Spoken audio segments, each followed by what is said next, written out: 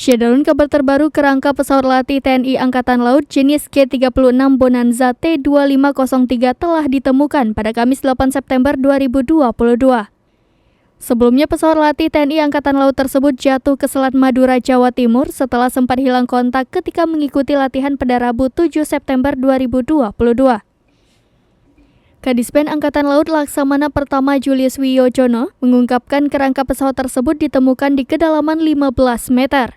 Ia pun berharap kerangka pesawat latih TNI Angkatan Laut yang jatuh ini bisa diangkat pada hari Kamis ini. Kendati demikian, Julius belum bisa memastikan nasib pilot dan awak yang mengemudikan pesawat G36 Bonanza itu.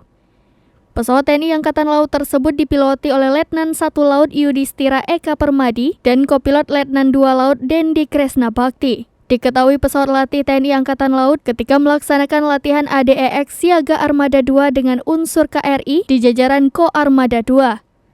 Pesawat tersebut hilang kontak di perairan Selat Madura 10 menit setelah lepas landas dari Bandara Juanda.